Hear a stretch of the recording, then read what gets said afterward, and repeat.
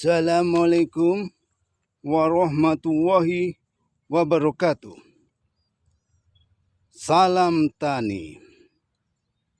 Hari ini kita akan membandingkan padi Logawa yang ini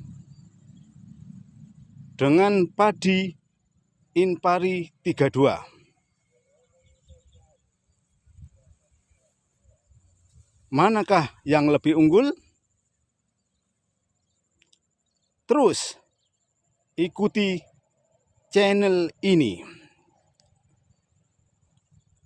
Padi Logawa merupakan padi yang terkenal tidak gampang roboh. Di sini ini terkenal tidak gampang roboh padi Logawa karena memiliki batang yang besar. Batangnya lumayan besar dan kuat, jadi gak gampang roboh. Lain dengan padi Inpari 32, batangnya kecil sehingga mudah roboh. Ini penampakan padi Logawa, ini penampakan padi Inpari 32. Jadi perbedaan pertama, Logawa tidak gampang roboh, Inpari 32 mudah roboh pokoknya. Yang kedua, Logawa ternyata rentan terserang penyakit kresek atau Xanthomonas. Jadi ini daunnya pucuk-pucuk pada mengering, penyakit kresek atau bakteri Xanthomonas. Sedangkan Inpari 32 dia lebih tahan penyakit kresek. Ini. Jadi masalah penyakit yang kedua. Yang selanjutnya, Logawa memiliki daun bendera yang berdiri-berdiri. Apa kelebihan dari daun bendera yang berdiri-berdiri? Burung untuk mencapai bulir agak susah. Jadi dia lebih aman dari serangan burung dibandingkan dengan Inpari 32. Jadi kelebihan dari Logawa adalah dia lebih susah diserang burung dibandingkan dengan Inpari 32.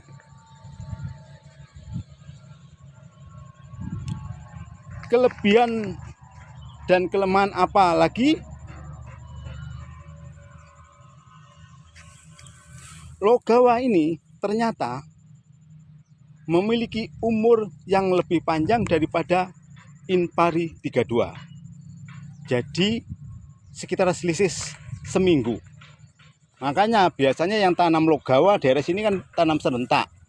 Jadi yang lainnya belum tanam, dia tanam duluan. Agar apa? Panennya bersamaan nanti. Biasanya gitu. Yang tanam Logawa biasanya daerah sini tanam duluan. Karena umurnya dia lebih panjang. Jadi ini umur lebih panjang Logawa. Kelebihan dari Logawa sebenarnya, puncak dari kelebihan Logawa adalah produksinya yang tinggi.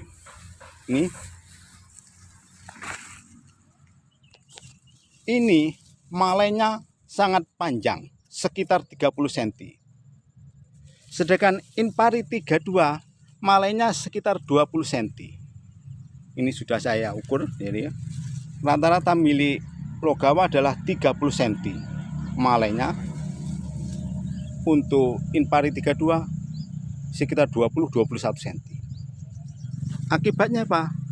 Produksi dari Logawa lebih tinggi. Jadi untuk ukuran di sini per petak itu 1/4 bahu di sini. atau 1.750 meter persegi.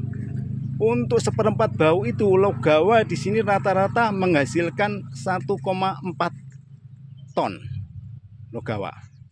Untuk Inpari 32 rata-rata seperempat bau adalah 1,3 ton. Jadi lebih tinggi Logawa. Mungkin daerah lain ya, karena tingkat kesuburan dan kebiasaan petani juga lain. Jadi itu produksi Logawa lebih tinggi daripada Inpari 32. Jadi pernah kejadian 4 tahun lalu, karena waktu itu harga beras Logawa, harga padi Logawa dan Inpari 32 sama, maka apa? Beberapa petani Inpari 32 menanam Logawa. Akhirnya Logawa banjir. Lah pabrik ternyata itu tidak mau karena kebanyakan.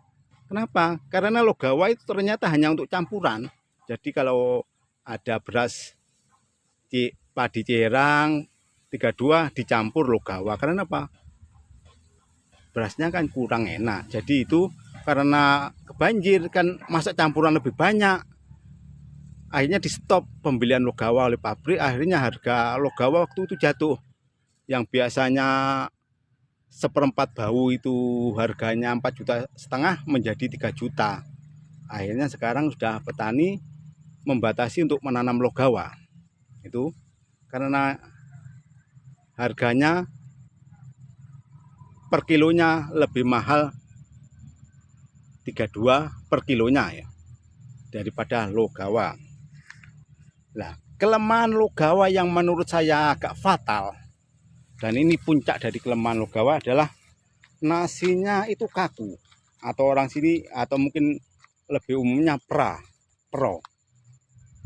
Nasinya itu Logawa ini kaku, terkenal dia kaku. Sedangkan Inpari 32 pulen. Sebenarnya Logawa kalau nasinya pulen, jos sekali nih. Sayangnya nasinya kaku, produksinya tinggi, tapi kelemahannya nasinya kaku. Jadi itu plus minusnya. Silakan bapak-bapak sendiri mau tanam Logawa atau Inpari yang menurut bapak paling unggul, karena semua punya plus dan minus. Logawa dengan produksi tinggi, Inpari produksi juga tinggi tetapi pulen. Terima kasih. Assalamualaikum warahmatullahi wabarakatuh.